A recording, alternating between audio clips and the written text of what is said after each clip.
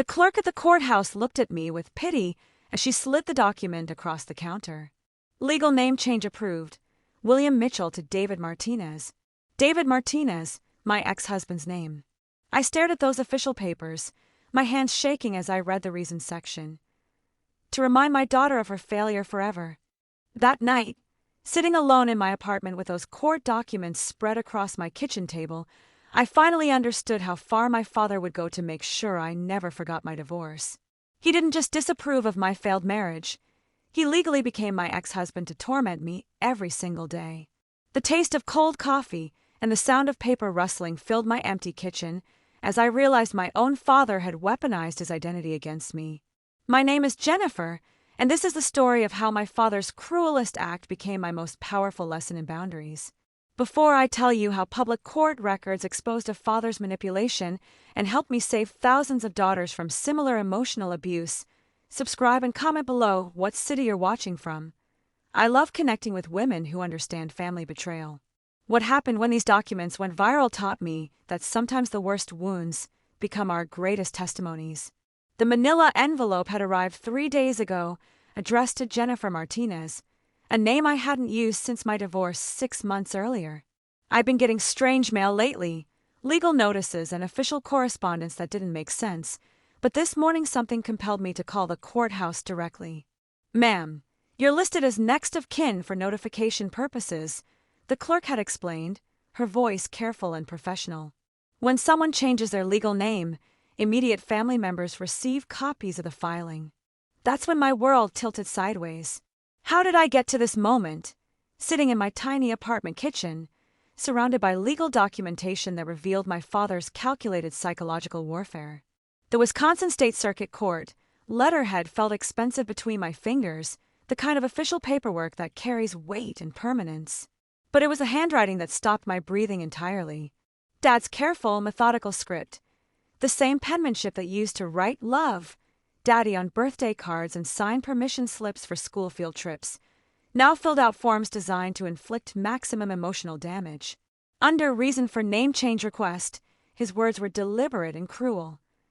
To ensure my daughter never forgets her failure and the shame she brought to our family name. I spread everything across my kitchen table like pieces of a puzzle I never wanted to solve. The initial petition, dated 3 months ago. Character reference letters.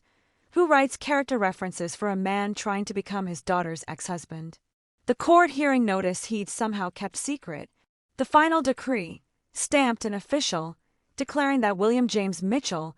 age 58, was now legally David Antonio Martinez. My ex-husband's full name, including the middle name I'd love because it meant priceless in Spanish. The chronology was sickeningly methodical. Dad had filed the paperwork exactly 1 week after I'd posted on social media about starting therapy and learning to heal from toxic relationships.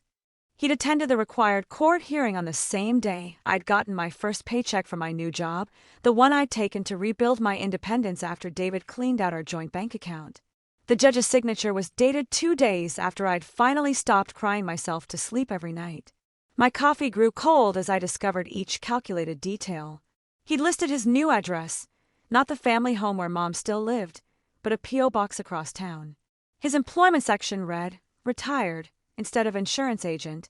as if he'd quit his job just to make this legal transformation complete. Under emergency contacts, instead of listing Mom or his brother Uncle Rick, he'd written none. He'd legally orphaned himself from everyone except the identity of the man who destroyed my marriage. The most chilling discovery was tucked between the standard legal forms, photocopies of my wedding pictures. Dad had submitted them as supporting documentation, with sticky notes pointing to David in his tuxedo and annotations in Dad's handwriting. Name change subject's desired identity. He'd literally used my wedding album as evidence for why he wanted to become my ex-husband. I found myself Googling psychological abuse parents' name change at 2 a.m, discovering forums full of daughters sharing stories I'd never imagined possible. One woman's father had legally changed his name to her rapist's name. Another's had adopted the identity of her deceased child. The internet revealed a dark corner of family dysfunction I'd never known existed. Parents who weaponized legal systems to inflict permanent psychological scars. The apartment felt smaller with each revelation, walls closing in as I realized the extent of Dad's planning. This wasn't a moment of anger or emotional breakdown. This was premeditated psychological warfare, executed with the precision of someone who'd thought through every possible way to ensure I could never escape the memory of my failed marriage. Every time I'd see his name on birthday cards, Christmas gifts, or emergency contact forms, I'd be forced to remember David. Every family gathering where someone called him by name would resurrect my divorce. Even his obituary someday would carry my ex-husband's name. But the question that haunted me most wasn't how he'd done it. The legal system had made that horrifyingly simple. The question that kept me awake was how my father, the man who taught me to ride a bike and scared away boys who weren't good enough for his little girl, had become someone capable of such calculated cruelty. How does love transform into something so destructive that a parent chooses to legally erase their own identity just to torture their child? How did I get to this moment where my own father would rather be David Martinez than William Mitchell if it meant I could never heal? The man who just legally erased himself to torture me used to be the same father who would check under my bed for monsters every single night until I was 12 years old, his work boots heavy on the hardwood floors as he performed the ritual search with theatrical seriousness, always announcing, "All clear, princess," before tucking me in with kisses that smelled like after-shaven coffee. William Mitchell, the name that used to mean absolute safety, was the dad who taught me to drive in the empty Walmart parking lot on Sunday mornings, his patient voice guiding me through three-point turns while his hands gripped the dashboard and he tried not to visibly panic when I confused the brake and accelerator. He was the father who showed up to every single one of my high school volleyball games, even the away matches 3 hours from home, sitting in those uncomfortable metal bleachers with his thermos of coffee and homemade signs with my jersey number drawn in careful block letters that probably took him an hour to make perfect. This was the same man who actually cried, when I got accepted to college, calling his brother Rick at 11 o'clock at night to brag about his brilliant daughter getting a scholarship, his voice thick with pride as he repeated my GPA to anyone who would listen at the insurance office where he'd worked for 27 years. When David first came to meet my parents, Dad had grilled him for 2 hours on the front porch, asking about his intentions, his job prospects, his 5-year plan, but afterwards he'd pulled me aside and whispered, "I like him, Jenny. He looks at you the way a man should look at the woman he loves." The wedding planning had been Dad's favorite project. He'd insisted on paying for everything despite Mom's protests about the budget, working overtime shifts, and selling his vintage motorcycle to afford the reception venue I'd fallen in love with, saying his only daughter deserved to feel like a princess on her wedding day. I could still remember the morning of my wedding, Dad standing in the bridal suite doorway in his perfectly pressed tuxedo, his eyes watering as he saw me in my dress for the first time, his voice breaking as he said, "You're the most beautiful thing I've ever created, sweetheart." The walk down the aisle felt like floating, Dad's arm steady and strong under mine, his whispered, "I'm so proud of you," barely audible over the wedding march, his hand shaking slightly as he placed mine in David's, and stepped back to watch his little girl become someone's wife. During his father of the bride speech, he told the story of teaching me to ride a bike without training wheels, how I'd fallen and scraped my knee but gotten right back up, declaring to the entire reception, "That's my Jenny. She never gives up, and she never lets anything keep her down."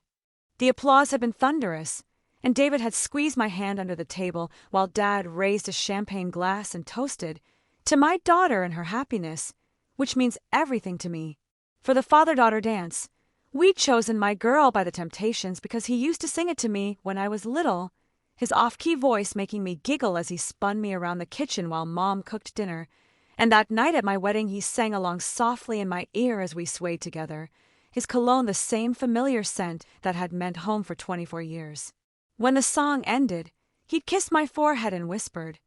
"No matter what happens in life, you'll always be my little girl, and I'll always be here to catch you when you fall." How does that father, the one who promised to catch me when I fall, become the man who legally transforms himself into my ex-husband's identity just to ensure I never stop falling? How does unconditional love calcify into calculated cruelty so profound that a parent would rather cease to exist than watch their child heal? The cognitive dissonance felt like drowning, trying to reconcile the daddy who used to chase away my nightmares with the man who just created the biggest nightmare of my life, using the legal system like a weapon designed to inflict permanent psychological damage on the daughter he once called his greatest achievement. The first crack in my marriage happened on a Tuesday morning when I found David's phone buzzing with texts from someone named Ashley from the gym at 6 a.m. Messages that started with "Good morning, handsome," and included photos I definitely hadn't taken. But somehow Dad's disappointment in me began even before I confronted my cheating husband about his extracurricular activities. It was as if Dad could sense the dysfunction through the walls of our suburban home, his phone calls becoming interrogations disguised as check-ins, his voice carrying that particular tone of suspicion he'd used when I was 16 and came home past curfew smelling like cigarettes and teenage rebellion. "How's married life treating you, Jenny?" he'd ask, but the way he emphasized married life made it sound like a test I was already failing, his questions probing for signs of weakness, cracks in the perfect facade he'd helped fund and orchestrate 8 months earlier. When David started working late every night, claiming his construction company had landed a huge contract that required overtime, Dad somehow knew before I did that my husband was lying, showing up at our house unannounced during his lunch breaks to find David's truck missing from the driveway at times when he should have been home for dinner. "A good husband doesn't leave his wife alone this much," Dad would mutter, but instead of comforting me or offering support, his words felt like accusations, as if David's behavior was somehow my fault for not being woman enough to keep my man satisfied and faithful. The Sunday dinners at my parents' house became tense affairs where Dad would ask pointed questions about our finances, our future plans, our communication patterns, his eyes narrowing when David gave vague answers or checked his phone during grace, Mom's homemade pot roast growing cold as the interrogation intensified with each passing week. Why did Dad blame me for David's choices, when I was the one coming home to an empty house every night, eating dinner alone while my husband claimed to be installing drywall but was actually installing himself in Ashley's apartment across town? The marriage counseling sessions Dad insisted we attend felt more like performance reviews where I was the failing employee, David charm offensive and apologetic in front of the therapist while Dad waited in the parking lot afterwards to dissect every session, asking why I couldn't try harder to save my marriage, why I couldn't be more understanding of David's needs, why I couldn't fix whatever was broken, instead of complaining about feeling neglected and unloved. When I finally found the credit card statements showing expensive dinners at restaurants I'd never been to, hotel charges on nights David claimed to be working late, and jewelry purchases for someone who definitely wasn't me, Dad's reaction wasn't anger at David's betrayal but disappointment in my detective work, as if discovering my husband's infidelity was a personal failing that reflected poorly on the Mitchell family name. The night I confronted David with the evidence, screaming and crying in our kitchen while he packed a bag and moved in with Ashley permanently, Dad called me at midnight not to offer comfort, but to ask what I'd done to drive him away, his voice cold and analytical as he questioned my cooking, my appearance, my ambition, my worthiness as a wife and woman. "Good men don't just leave, Jennifer," he'd said, using my full name like a disappointed teacher addressing a problem student. "So what did you do to make him look elsewhere?" The separation felt like drowning, but somehow Dad's judgment felt like being held underwater by the person who was supposed to throw me a life preserver, his constant criticism and blame-shifting making me question whether David's cheating was actually my fault for not being enough, not trying hard enough, not sacrificing enough of myself to keep a marriage alive that was already dead from his betrayal and lies. Even Mom started tiptoeing around Dad's volatile moods, his anger simmering just beneath the surface whenever anyone mentioned my impending divorce, as if my failed marriage was a personal embarrassment he couldn't survive, a reflection of his parenting that needed to be corrected through shame and psychological punishment rather than love and support. The final divorce papers were signed on a rainy Thursday in March, David's signature careless and rushed while mine shook with a combination of relief and terror. But Dad's reaction to my newfound freedom wasn't celebration or comfort. It was the beginning of a calculated campaign to ensure I never forgot that in his eyes, I'd failed at the most important job a woman could have, and he was going to spend the rest of his life making sure I remembered that failure every single day.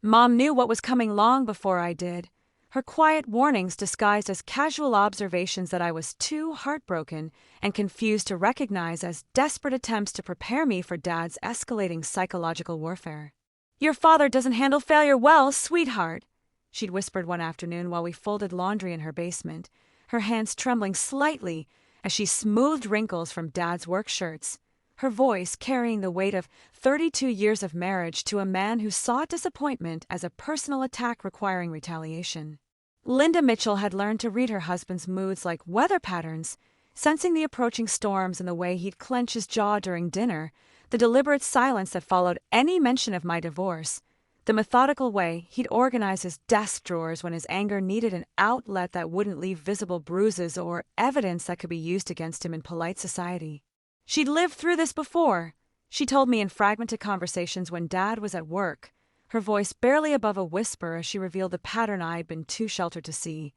When Dad's brother Rick got fired from the bank for embezzling, Dad had publicly disowned him at a family reunion,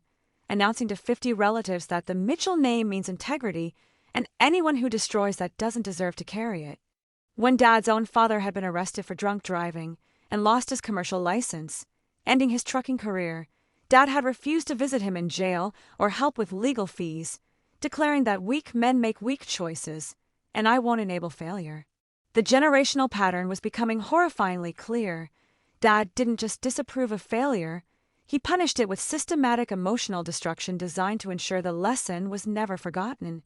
And somehow I'd been naive enough to think his love for me would exempt me from the same treatment he'd shown every other family member who disappointed his impossible standards. Mom had tried to intervene during those awful weeks after my separation, attempting to redirect Dad's anger through subtle suggestions that maybe David was the problem, not me, but her efforts were like throwing tissues at a hurricane, well-intentioned but utterly powerless against the force of Dad's conviction that I'd somehow chosen to fail, chosen to embarrass him, chosen to prove that his parenting hadn't been enough to create a daughter worthy of permanent happiness. "He's not angry at you, Jenny," Mom would say while stirring soup she'd made for my empty freezer, her eyes avoiding mine as she delivered comfort that felt hollow and unconvincing. "He's angry at the situation, at life not working out the way he planned." But I could see the fear in her posture, the way she flinched when Dad's voice rose during his rants about modern women who don't know how to keep their families together, the careful choreography she developed over 3 decades to avoid triggering his wrath while trying to protect the people she loved from becoming his next targets. The phone calls between us became coded conversations where Mom would warn me about Dad's difficult days without ever explicitly saying he was planning something cruel, her maternal instincts screaming danger while her survival instincts demanded she remain neutral in a war she couldn't win. "Maybe you should stay away for a while," she'd suggest when Dad's behavior became particularly erratic, "just until things calm down." But we both knew things wouldn't calm down because Dad's version of justice required permanent consequences for temporary failures, and my divorce wasn't something he'd ever forgive or forget. I started recognizing the same helpless expression in Mom's eyes that I'd seen in old family photos during Uncle Rick's disgrace and Grandpa's downfall. The look of a woman who knew exactly what was coming but was powerless to stop the man she'd married from destroying another family member in his quest to maintain the illusion that the Mitchell name stood for something untouchable and pure. She'd lived with this pattern for 32 years, watching Dad systematically eliminate anyone who threatened his perfect narrative, and now she was watching him prepare to do the same thing to his own daughter, her warnings growing more urgent and desperate as she realized that this time the target was the child she'd spent 29 years trying to protect from the man she'd chosen to love. "Your father sees everything in terms of winning and losing," she'd finally admitted during our last real conversation before Dad's name change, her voice breaking as she confessed what she'd never said aloud. "And he's never learned how to lose with grace, so he makes everyone around him lose too, bigger and harder, until his failure feels small compared to theirs." How does a woman stay married to a man who weaponizes love against his own family? And how does a mother watch her husband systematically destroy their daughter while maintaining the facade of a happy Christian marriage that fooled neighbors, church friends, and even me until the legal papers prove that some cruelties require official documentation to be believed? The Mitchell family had been Cedar Falls' golden standard for 32 years. Dad's reputation as the reliable insurance agent who sponsored Little League teams and organized church fundraisers, making my very public divorce feel like a nuclear bomb detonating in the center of his carefully constructed perfect life. Every Sunday morning at St. Mary's Lutheran became an exercise in damage control, Dad's forced smile growing more strained as congregation members offered their prayers for the family during this difficult time, their voices dripping with the kind of sympathy that feels more like social vultures circling fresh roadkill. And I could see him calculating the professional cost of my failed marriage with every awkward conversation in the church parking lot. The whispers started immediately after David moved out. Neighbors who'd attended our wedding 8 months earlier now gathering in clusters at their mailboxes to discuss how the Mitchell girl couldn't even keep her husband happy for a full year. Their conversations falling silent whenever I drove past, but resuming with renewed vigor the moment my car disappeared around the corner. Their gossip becoming the unofficial entertainment of our cul-de-sac. Dad's business began suffering as word spread through the small town that his daughter was getting divorced. Longtime clients suddenly shopping for new insurance agents because apparently my inability to maintain a marriage reflected poorly on his ability to assess risk and provide reliable coverage. The logic making no sense, but the financial impact being devastatingly real as commission checks grew smaller each month. The church ladies who used to praise Dad for raising such a lovely daughter now avoided direct eye contact during coffee hour, their lukewarm smiles and quick subject changes making it clear that my divorce had somehow stained the entire Mitchell legacy, transforming Dad from respected pillar of the community into the man whose daughter couldn't keep her family together despite all his good Christian parenting. I watched him shrink during those months, his shoulders developing a permanent hunch as if he was trying to make himself smaller and less visible, his usual confident greetings replaced by mumbled acknowledgments when people asked about my situation, his pride curdling into something bitter and resentful that needed a target for all the shame and embarrassment he felt radiating from every social interaction. The final divorce hearing was held in the same courthouse where Dad had filed for business licenses and insurance permits for 27 years, the building that used to represent his professional success now becoming the stage for his greatest humiliation as his daughter's failed marriage became a matter of public record that anyone could access for $3 and a filing fee. He sat in the back row during the proceedings, his face stone cold as the judge divided our assets and dissolved our marriage with clinical efficiency, but I could see his jaw working constantly, grinding his teeth in that particular way that meant he was composing angry speeches he'd never actually delivered to the people who deserved them. David looked relaxed and almost amused during the hearing, cracking jokes with his lawyer and checking his phone between testimony about his infidelity. His casual attitude toward the destruction of our marriage making Dad's fury burn hotter, because here was the man who'd actually caused the divorce acting like it was just paperwork, while I sat there trying not to cry and Dad absorbed all the public shame for a situation he hadn't created but somehow felt responsible for preventing. The local newspaper published divorce proceedings in their legal notices section, my name appearing in black and white next to other people's bankruptcies and criminal charges, the Mitchell family name forever associated with failure in the permanent record of Cedar Falls history. And I knew Dad was imagining every insurance client and church member reading that notice over their morning coffee and sking about how even good families can raise disappointing children. Walking out of that courthouse after the judge's final decree, Dad didn't speak to me for the entire drive home, his silence heavy with the weight of 32 years of reputation, building that had just been demolished by my inability to keep David from cheating, his anger simmering just beneath the surface, as he calculated how many years it would take to rebuild the respect and standing he'd lost because his daughter couldn't make a marriage work. The insurance office became his refuge from the social fallout, but even there he couldn't escape the polite questions about my new situation and the subtle suggestions that maybe he hadn't raised me with proper values, each conversation chipping away at his professional confidence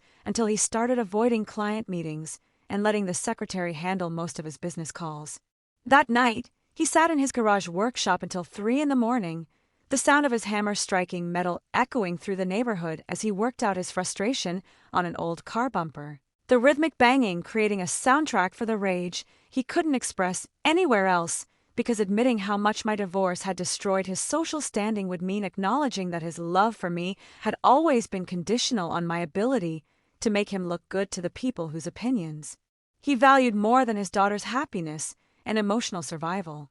The weeks after my divorce became final stretched into months of complete radio silence from Dad,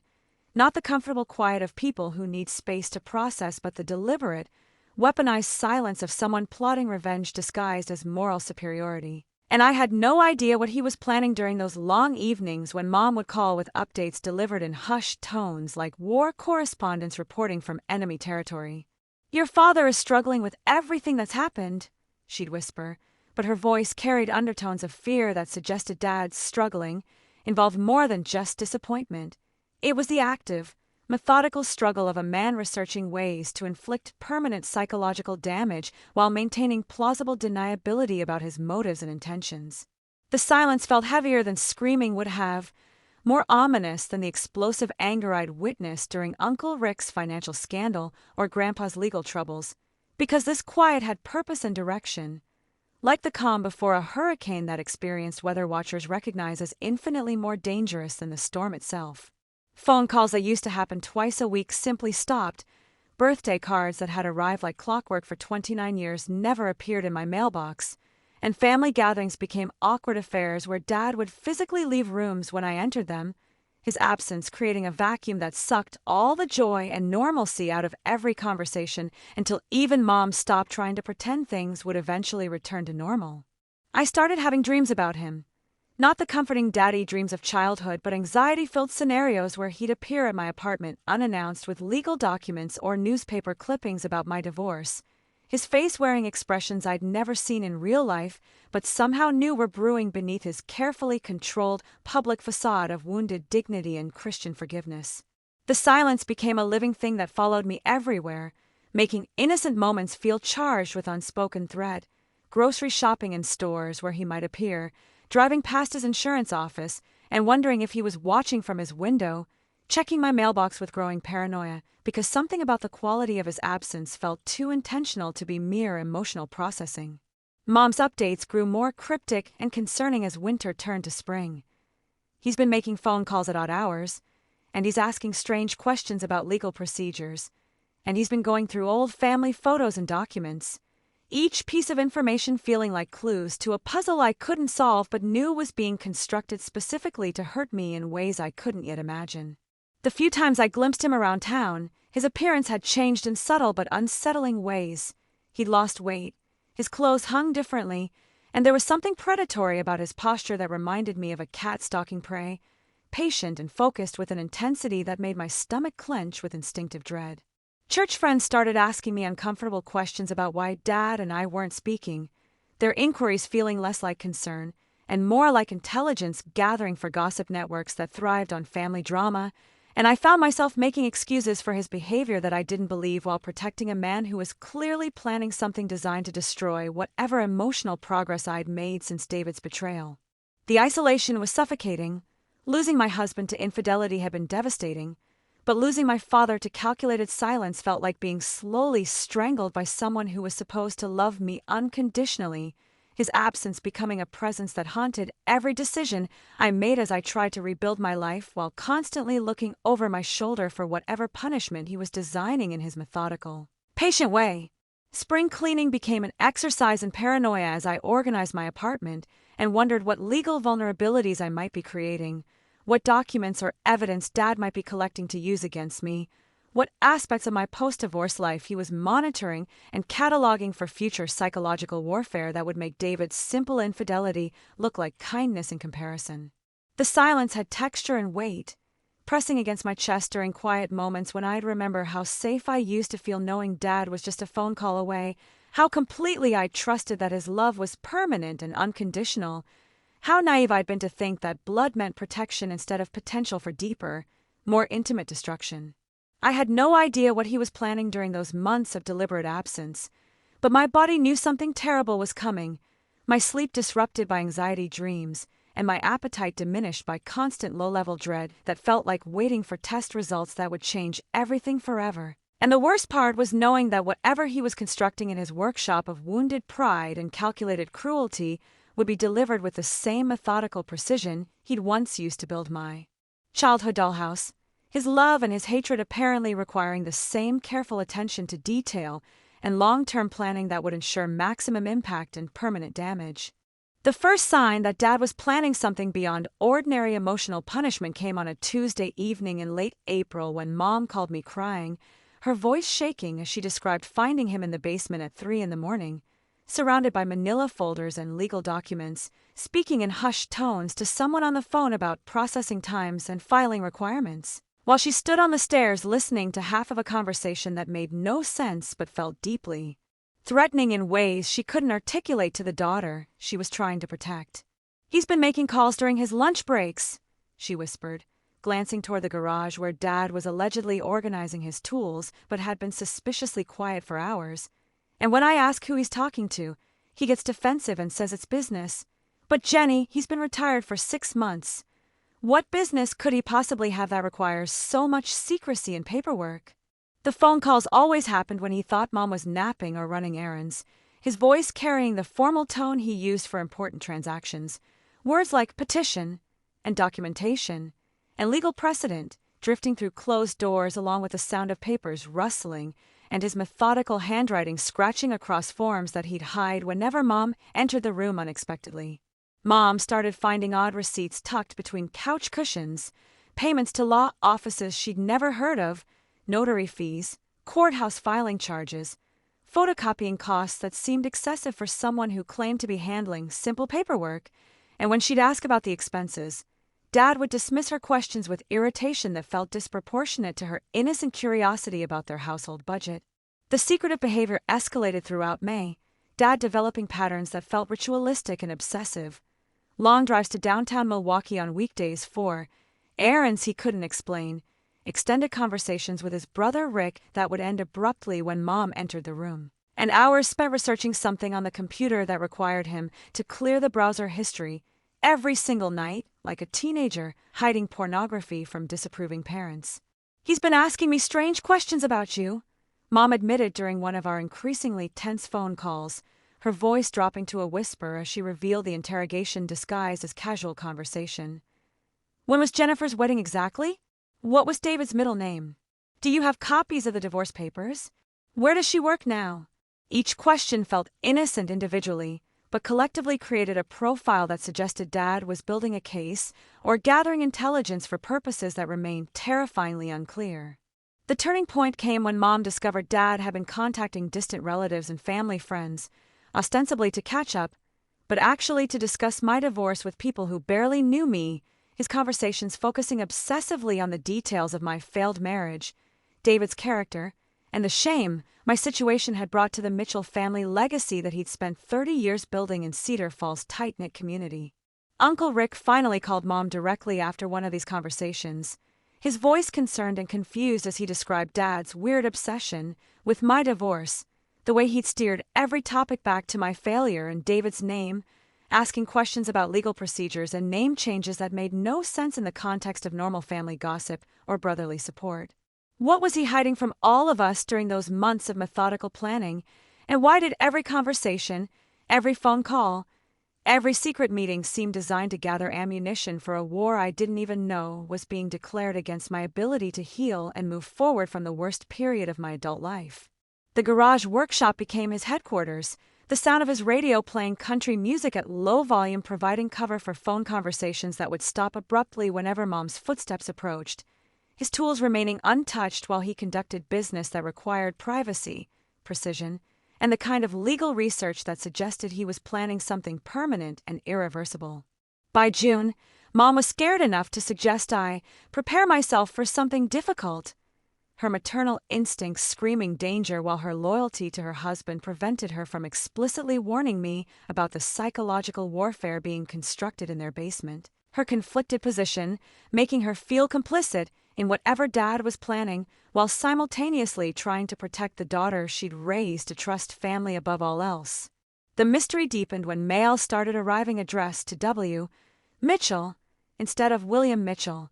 official-looking envelopes that Dad would snatch from the mailbox before Mom could see the return addresses, his paranoia about postal privacy reaching levels that seemed clinical and disturbing to a woman who'd shared mail delivery with him for 32 years without incident or secrecy. Something was building toward a conclusion that would destroy whatever remained of our father-daughter relationship, and the careful planning, legal research, and secretive phone calls suggested Dad had found a way to hurt me that would be permanent, public, and psychologically devastating in ways that simple silence and disapproval could never accomplish. His patience and methodical approach, promising a level of cruelty that would make my divorce look like a minor inconvenience compared to whatever psychological nuclear bomb he was preparing to detonate in my life. The first envelope arrived on a Thursday morning in early July, addressed to Jennifer Martinez at my apartment complex, the name hitting my eyes like a physical slap because I'd legally reverted to my maiden name 3 months earlier and had specifically updated every account, subscription, and service to reflect my return to being Jennifer Mitchell, not the woman who'd carried David's surname during our 8-month disaster of a marriage. The mail carrier had shrugged when I questioned the delivery, explaining that sometimes forwarding requests get mixed up and legal name changes take months to process through various systems, but something about receiving mail in my ex-husband's name felt deliberately invasive, like someone was forcing me to relive my failed marriage through postal terrorism disguised as bureaucratic error. More envelopes followed over the next 2 weeks, all addressed to Jennifer Martinez and containing official documents I couldn't make sense of, court notifications about hearings I'd never requested, legal service confirmations for procedures I'd never initiated, and copies of forms that reference case numbers and filing dates that had no connection to my divorce or any legal matter I'd ever been involved in personally. The late nights became detective sessions where I'd spread the mysterious mail across my kitchen table under the harsh fluorescent light, trying to decode the legal language and understand why I was receiving notifications about someone else's court proceedings. My coffee growing cold as I cross-referenced dates and case numbers that seemed random but felt purposefully designed to create confusion and anxiety in ways I couldn't prove or explain to anyone else. The return addresses all pointed to the same Wisconsin State Circuit Court building where my divorce had been finalized, but these documents referenced different judges, different hearing rooms, and different types of legal proceedings that had nothing to do with marriage dissolution or family court matters. The paperwork, creating a puzzle that kept me awake until 3 a.m. as I tried to understand what legal spider web I'd somehow become entangled in without my knowledge or consent. Google searches for the case numbers yielded no results. Phone calls to the courthouse resulted in confusing conversations with clerks who couldn't locate the proceedings in question. And every attempt to understand the paperwork led to more questions that made me feel like I was losing my mind or being gaslit by a legal system that insisted I was connected to court cases that didn't seem to exist in any database they could access. The breakthrough came during one of those insomniac research sessions when I noticed a pattern in the dates. All the court filings had been initiated during the exact months when Dad had been making his mysterious phone calls and conducting his secretive business, the timeline coinciding perfectly with Mom's reports of his strange behavior and obsessive questions about my divorce details. Something clicked in my exhausted brain as I stared at the documents under my kitchen light, the fluorescent bulb humming overhead while I realized that someone with intimate knowledge of my personal information, my address, my ex-husband's name, and my legal status had been using that information to involve me in court proceedings without my knowledge. The paperwork trail, suggesting a level of premeditation and legal manipulation that felt both brilliant and deeply disturbed. The envelopes kept arriving throughout July, each one containing pieces of a larger puzzle that I was slowly assembling in my apartment at night, the documents revealing a complex legal strategy that seemed designed to create confusion, forced me to engage with David's name repeatedly, and involve me in court proceedings that would become matters of public record whether I participated willingly or not. The most disturbing discovery was buried in the fine print of one particularly official-looking document, a reference to family notification requirements and next-of-kin disclosure protocols that suggested someone close to me, someone with access to my personal information and family relationships, had initiated legal proceedings that required my involvement but had deliberately hidden the true nature of those proceedings from me until the paperwork was already filed and processed through official channels. Phone calls to legal aid organizations and family law attorneys yielded conflicting advice about how to handle mysterious court documents, some lawyers suggesting I was the victim of identity theft, while others warned that ignoring official court notifications could result in default judgments or legal consequences that might affect my credit, employment, or future legal standing in ways I couldn't predict or control. The anxiety was consuming my ability to sleep, eat, or concentrate on rebuilding my life after the divorce, every piece of mail becoming a potential threat that needed to be analyzed and decoded,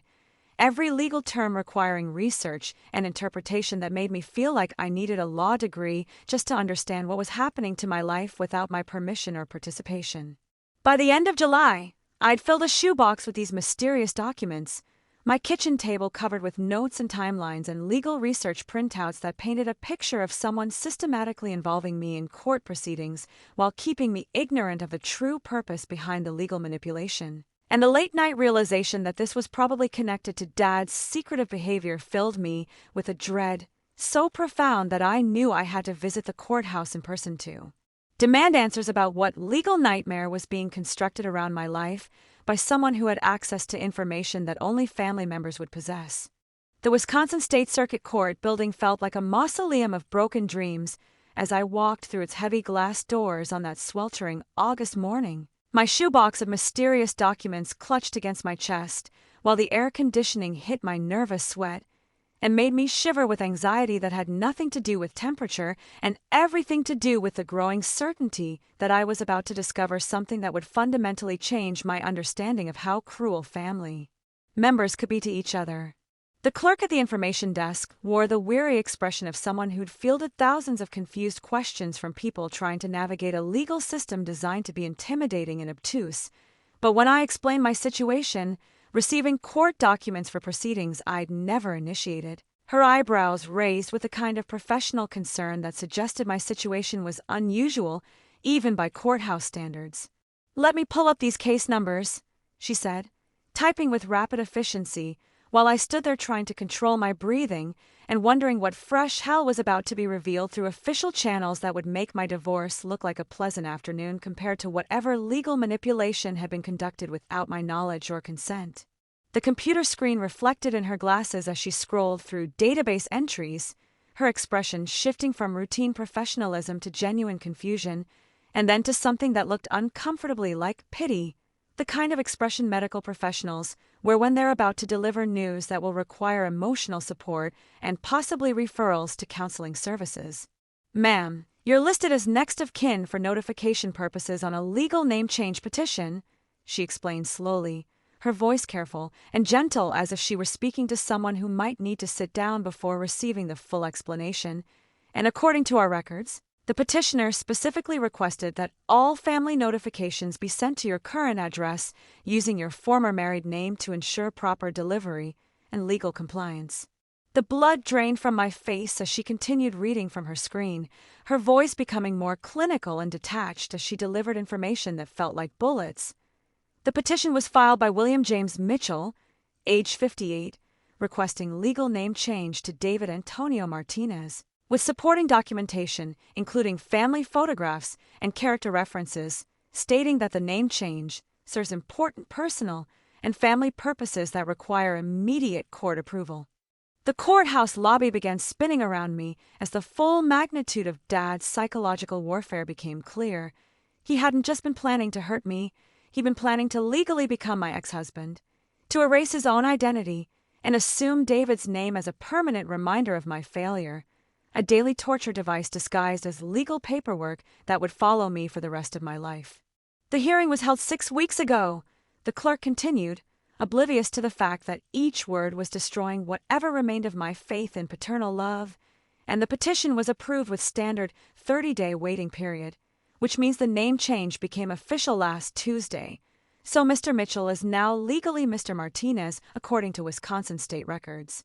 My hands were shaking so violently that I dropped the shoebox, court documents scattering across the marble floor while other people waiting in line stared at the woman having what looked like a nervous breakdown in front of the information desk. But I couldn't process their stares because my entire world was collapsing around the revelation that my father had spent months planning the most elaborate form of psychological torture I'd ever heard of, using the legal system as his weapon of choice. "Ma'am, this is a public record,"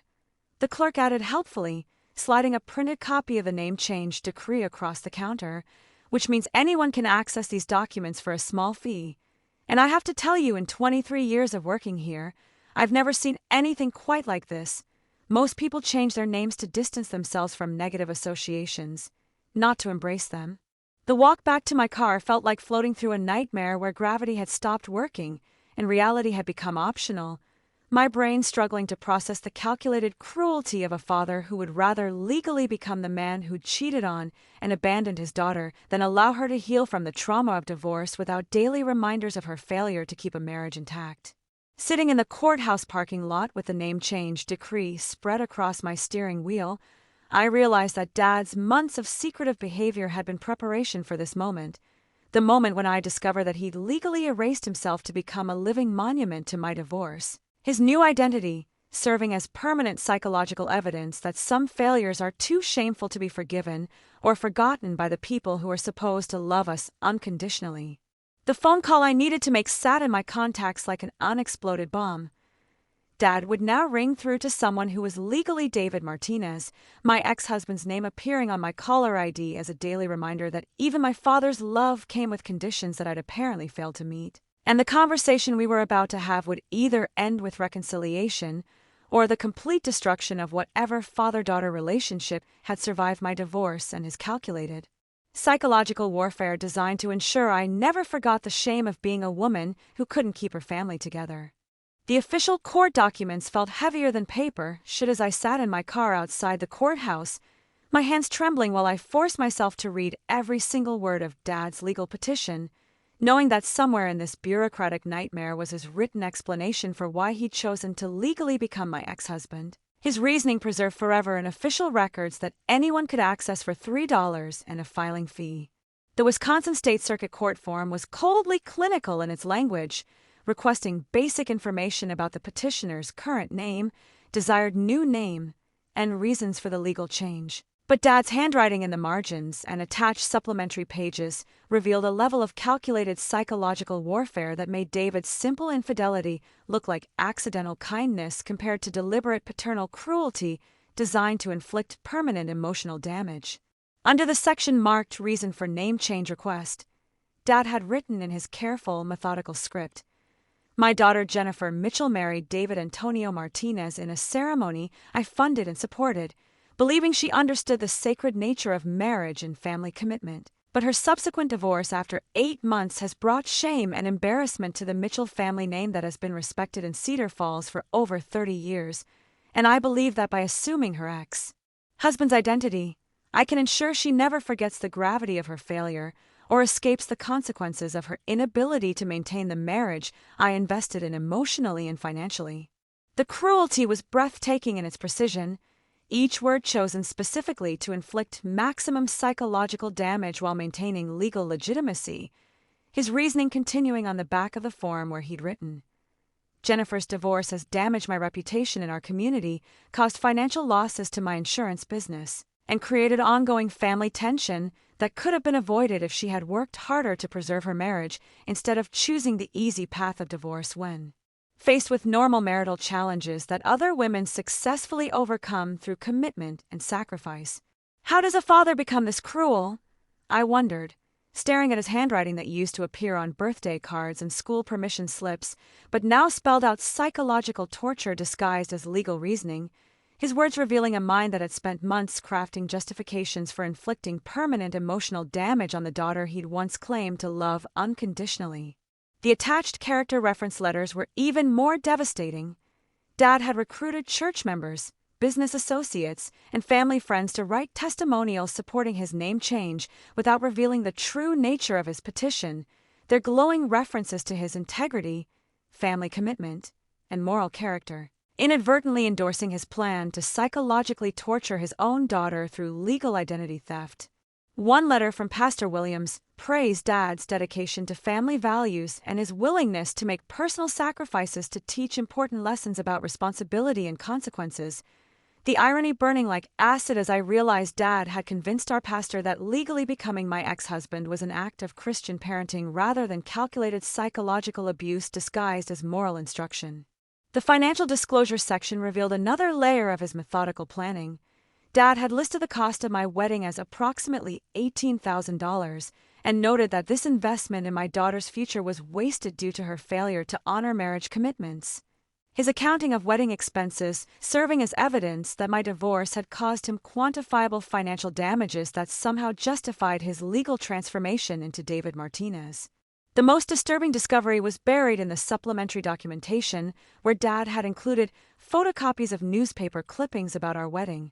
highlighting David's name in yellow marker and circling photos of us dancing together, his annotations in the margins reading subject's desired identity and name change goal achieved. As if my wedding album had become evidence in a legal case designed to justify his psychological warfare. Reading his sworn affidavit felt like watching someone I'd loved and trusted reveal themselves to be a monster wearing my father's face, his official statement declaring under penalty of perjury that the name change serves legitimate family interests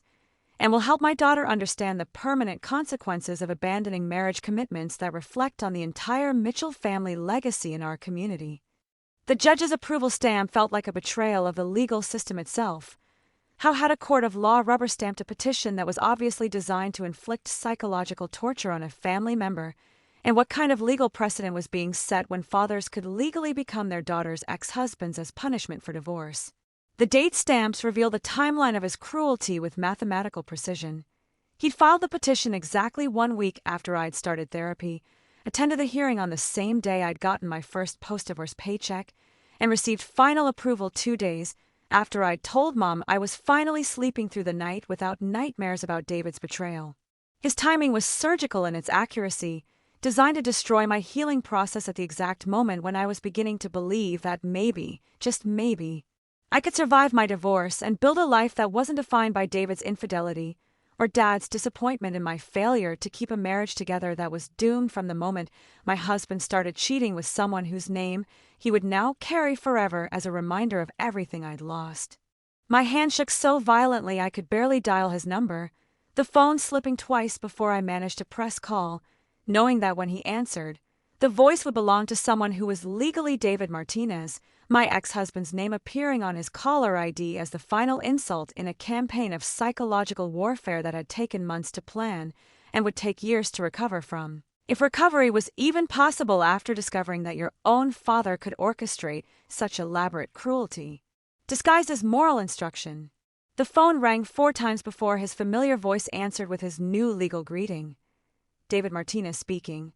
The words hitting my ears like physical blows because this was my father's voice, my father's inflection, my father's careful pronunciation, but carrying a name that belonged to the man who'd cheated on me and destroyed my marriage. The cognitive dissonance making me feel insane as I tried to process the reality that Dad had legally erased himself to become a living reminder of my failure. It's Jennifer. I managed to whisper, my voice barely audible through the tears I was fighting to control.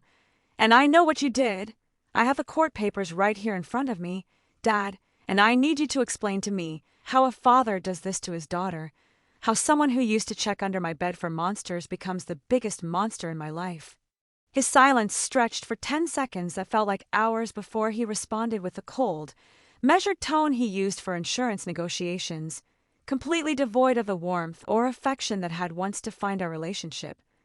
William Mitchell no longer exists, Jennifer, just like your marriage no longer exists. And if you're calling to ask me to apologize for helping you understand the permanent consequences of abandoning commitments that reflect on our entire family, then you're wasting both our time because some lessons require permanent reminders. The words felt like ice water in my veins as I realized that the father I'd known and loved was indeed gone, replaced by someone so consumed with his own wounded pride that he'd legally become my ex-husband to ensure I could never escape the memory of my divorce, his voice continuing with the practiced delivery of someone who'd rehearsed this conversation for months. Your mother thinks I've been too harsh, but she doesn't understand what it's like to watch 30 years of reputation building. Destroyed by a daughter who couldn't keep her husband satisfied for even 1 full year, and if assuming David's name helps you remember that actions have consequences, then I've done my job as a parent who refuses to enable failure. I could hear papers rustling in the background, the same court documents I was holding, his copies of illegal paperwork that had made our nightmare official,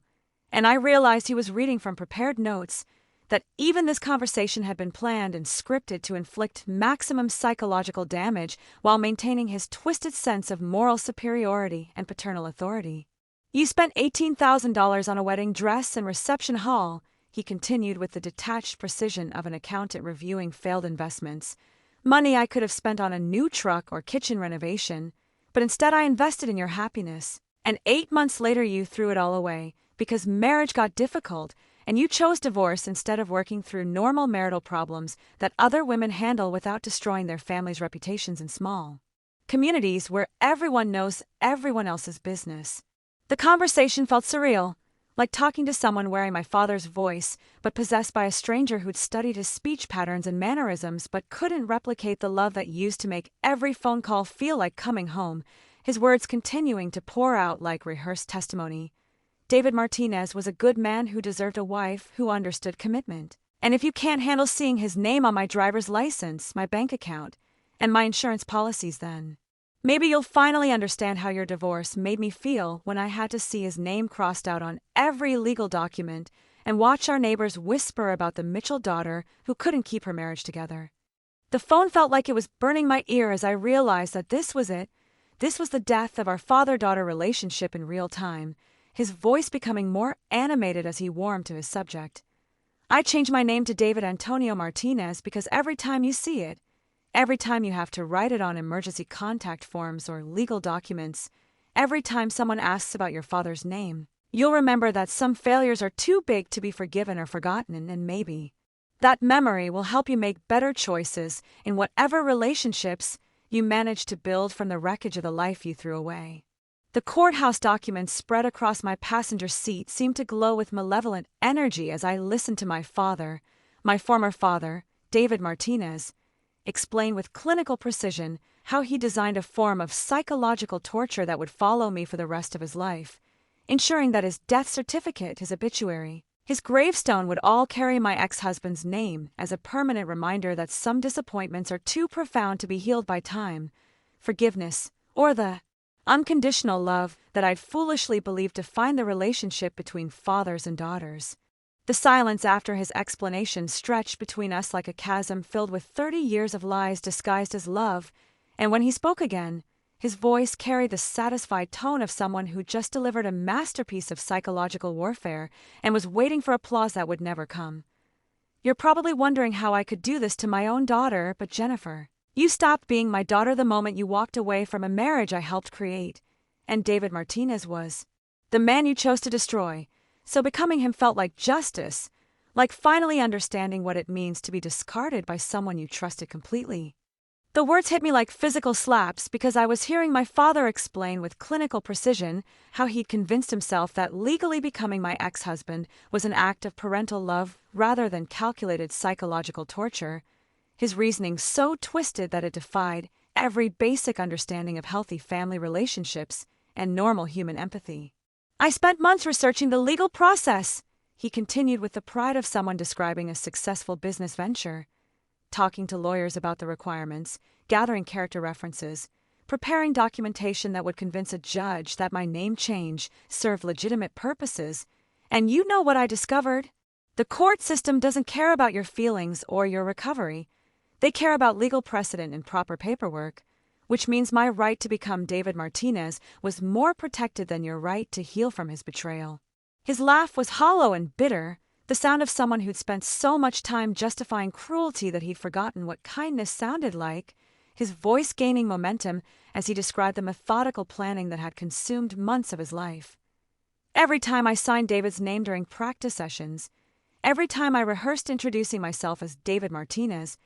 every time I imagined you calling me by your ex-husband's name, I felt closer to understanding the pain you caused me when you threw away everything I'd worked to build in this community, over 30 years of insurance sales and church attendance, and being the kind of father other men envied. The realization hit me like lightning. He genuinely believed that my divorce had hurt him more than it had hurt me, that my failure to maintain a marriage with a cheating husband was somehow a personal attack on his identity and reputation that required this level of psychological retaliation to balance the scales of familial justice. David Martinez is who I was meant to be, he declared with the conviction of someone who'd spent months convincing himself that delusion was wisdom, because that name represents everything you chose to throw away, everything you decided wasn't worth fighting for, everything you abandoned when marriage got difficult and you took the easy path instead of honoring the commitments I taught you to make. His voice was gaining energy, feeding off his own twisted logic like a fire consuming oxygen, and I could hear him moving around in the background, probably pacing through the house where I'd grown up believing that fathers protected their daughters instead of deliberately destroying them. When people ask me about my name, I tell them the truth, that I legally became the man my daughter divorced because she needed to understand that some failures are too important to be forgotten, that some disappointments require permanent reminders, that some lessons can only be learned through experiencing the consequences of your choices every single day for the rest of your life. The phone felt like it was burning against my ear as I realized that my father, David Martinez, had spent months preparing for this conversation, rehearsing his justifications and refining his arguments until he could deliver them with the confidence of someone who'd successfully convinced himself that psychological torture was actually advanced parenting designed to teach valuable life lessons. "You want to know the best part?" he asked with genuine excitement in his voice, the enthusiasm of someone sharing a particularly clever achievement with an audience he expected to be impressed by his creativity and dedication. "Every legal document, every bank account, every insurance policy, every piece of mail,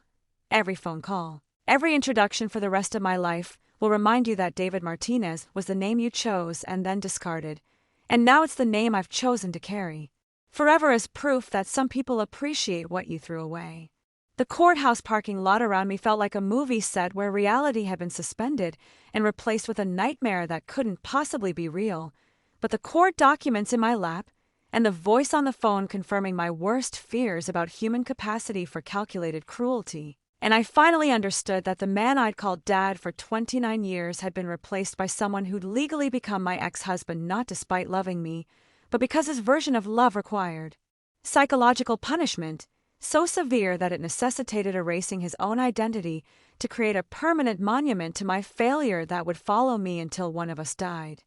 The decision to share my story online came at 3 a.m. on a Tuesday, fueled by insomnia and the desperate need to know if any other daughters had survived fathers who'd weaponized the legal system against their own children, my fingers trembling as I typed out the basic facts in a Reddit post titled, "My father legally changed his name to my ex-husband's name to remind me of my failure forever. Is this real life?" Not expecting the avalanche of responses that would transform my private nightmare into a catalyst for thousands of women who've been silently carrying similar wounds inflicted by parents who'd confused cruelty with love. Within 6 hours, my post had exploded across multiple platforms, shared and reshared by women whose own stories of parental psychological warfare made my father's name change look almost quaint compared to mothers who'd legally adopted their daughters' rapist surnames, fathers who'd tattooed their sons' ex-wives' names on their foreheads, and parents who'd written entire books detailing their children's failures for public consumption as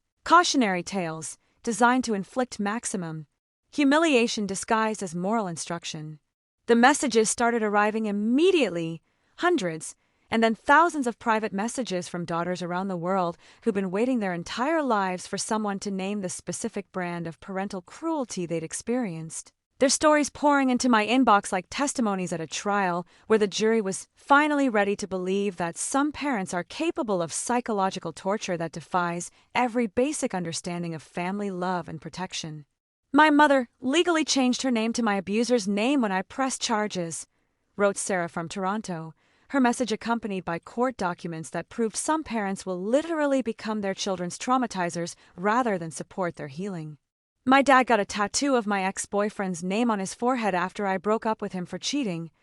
shared Maria from Phoenix, her story making my father's legal paperwork feel almost subtle in comparison to the permanent facial reminder her father had chosen to inflict on both of them. The support was overwhelming but also heartbreaking as I realized how many daughters have been silently carrying shame for their parents' cruelty, convinced that somehow they deserved psychological punishment so severe that their own family members had transformed into living monuments of their failures. Each woman's story revealing new depths of parental dysfunction that made me simultaneously grateful for the community and horrified by the scope of the problem. Messages arrived from daughters whose fathers had legally adopted their children's names after custody disputes, mothers who'd published detailed accounts of their daughters' sexual histories in local newspapers, and parents who'd created entire social media accounts dedicated to documenting their children's failures with the dedication of professional stalkers and the resources of people who'd spent decades learning exactly which psychological buttons to push for maximum damage.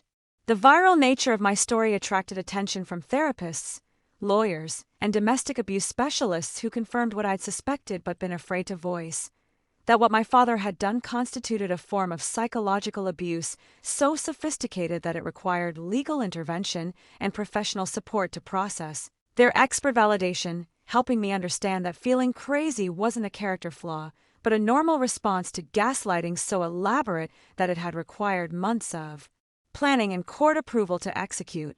LinkedIn messages started arriving from lawyers offering pro bono services to help me legally distance myself from my father's new identity, domestic violence advocates sharing resources for adult children of psychologically abusive parents, and mental health professionals who specialized in treating trauma inflicted by family members who'd used legal systems, social media, or public platforms to inflict permanent psychological damage on their own children. The financial support was unexpected but desperately needed. GoFundMe campaigns organized by strangers who wanted to help me afford therapy, legal consultations, and the moving expenses required to relocate far enough from Cedar Falls that I wouldn't accidentally encounter my father-turned-ex-husband in grocery stores or bank lobbies where seeing David Martinez on his driver's license would trigger panic attacks that left me hyperventilating in public restrooms. Book agents and podcast producers reached out with offers to help me tell my story to larger audiences, their interest focused not on sensationalizing family drama,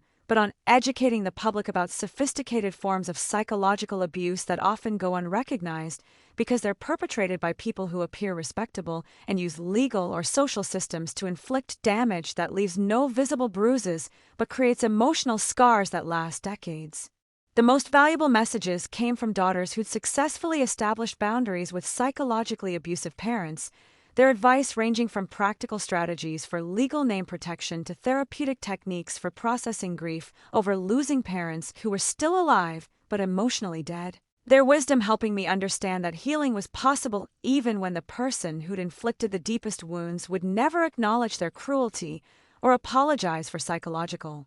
damage that had required professional legal assistance to accomplish. Within 2 weeks, my story had been featured in major news outlets, domestic violence organizations, and legal publications that use my father's case as an example of how existing laws could be weaponized against family members. The public attention creating pressure for legal reforms that would prevent parents from using court systems to inflict psychological torture on their children, while simultaneously giving me a platform to help other daughters recognize and escape similar patterns of familial abuse. The therapist's office became my sanctuary during those first months after going public with my story, Dr. Rebecca Chen's calm voice guiding me through the radical concept that some relationships require legal distance rather than forgiveness, her expertise in family trauma helping me understand that cutting contact with psychologically abusive parents isn't abandonment but self-preservation, especially when the parent has legally transformed themselves into a living trigger designed to inflict permanent psychological damage every time their name appears on official documents or emergency contact forms. Learning to establish boundaries felt like learning a foreign language at 29, my childhood programming screaming that good daughters maintain relationships with their fathers regardless of the psychological cost. But Dr. Chen's patient explanations about trauma bonding and Stockholm Syndrome helped me recognize that my guilt about protecting myself was actually evidence of how thoroughly my father had conditioned me to prioritize his emotional needs over my own mental health and basic survival. The legal consultation with attorney Margaret Rowlands revealed options I'd never imagined existed: restraining orders specifically designed for psychological harassment, legal name protection services that could prevent my father from using his new identity to interfere with my employment or housing applications, and family court procedures that could establish official no-contact boundaries enforceable by law enforcement if he violated them through mail, phone calls, or third-party contact attempts. Some relationships require legal distance, Margaret explained while reviewing my father's court documents, her 20 years of experience with family law making her uniquely qualified to understand how parents could weaponize legal systems against their own children. And what your father did represents such a sophisticated form of psychological abuse that traditional family therapy or reconciliation attempts would actually be dangerous to your mental health and recovery process. The hardest lesson was accepting that my father's behavior wasn't a temporary emotional reaction to my divorce, but a calculated campaign of psychological terrorism that had required months of planning, legal research, and court appearances. His dedication to inflicting permanent damage, proving that reconciliation wasn't possible with someone who'd invested so much time and energy into creating a legal monument to my failure that would follow me for the rest of his life. Blocking his phone number felt like performing surgery on my own heart, the finality of that digital boundary representing the death of every father-daughter fantasy I'd carried since childhood. But the immediate relief of not having to see David Martinez on my caller ID every time he wanted to continue our psychological warfare disguised as family communication made the grief worth bearing. The no-contact letter, drafted by Margaret and delivered through certified mail, felt like signing my own emancipation papers at 29, the legal language establishing clear boundaries that prohibited any direct or indirect contact, including through family members, social media, mail forwarding, or emergency situations that weren't life-threatening. The comprehensive nature of the document protecting me from every manipulation tactic I'd witnessed him use against Uncle Rick and other family members who disappointed his impossible standards. Changing my emergency contacts at work, updating my medical records to remove him as next of kin, and revising my will to exclude him entirely felt like administrative tasks that were actually acts of revolution. Each form representing another step away from the daughter who'd once believed that blood relationships guaranteed love and protection rather than serving as convenient access points for psychological predators who shared your DNA. The grief was profound and complicated, mourning the death of a relationship with someone who was still alive but had chosen to become legally unrecognizable. The therapeutic process helping me understand that I wasn't just grieving my father but grieving the illusion that he'd ever been the protective parent I believed him to be throughout my childhood and early adulthood. Social media required complete restructuring as I blocked not just my father but also family, friends, and relatives who might serve as flying monkeys carrying information back to him. The digital boundaries feeling as important as the legal ones because his psychological warfare had proven sophisticated enough to exploit any available avenue for contact or surveillance of my healing process. The most difficult boundary was cutting contact with Mom, whose position as Switzerland in our family war made her a liability rather than support. Her inability to choose between protecting her daughter and maintaining her marriage, making every conversation a potential intelligence-gathering operation that could provide my father with ammunition for future psychological attacks. Moving to a new city felt like witness protection for psychological abuse survivors, the geographic distance providing practical safety, while the emotional distance I'd created through legal and therapeutic boundaries allowed me to begin healing from trauma that had masqueraded as family love for 29 years. Dr. Chen's guidance helping me understand that protecting myself from further damage wasn't selfish, but necessary for any hope of building healthy relationships with people who were capable of love without cruelty, support without conditions, and family connection without psychological warfare designed to inflict permanent emotional damage. 2 years later, sitting in my new apartment in Portland, Oregon, surrounded by plants I've managed to keep alive and artwork that reflects my actual personality rather than someone else's expectations, I've learned that names are just sounds until we give them power. And the most important decision I ever made was refusing to let my father's psychological warfare define who I am or who I'm capable of becoming despite carrying DNA from someone who chose cruelty over love when his daughters. Life didn't match his perfect narrative. Jennifer Mitchell, the name I was born with and chose to keep, belongs to a woman who survived psychological abuse disguised as parental love, who learned to set boundaries that protect her peace rather than preserve toxic relationships, who discovered that going viral with her trauma story could transform private pain into public healing for thousands of daughters who've been silently carrying shame for their parents' cruelty and manipulation. The question that haunts me isn't how my father became capable of such elaborate psychological torture, but what defines us beyond family expectations, beyond the roles we're assigned at birth, beyond the love we're taught to accept even when it comes wrapped in conditions and consequences that require legal documentation to fully understand.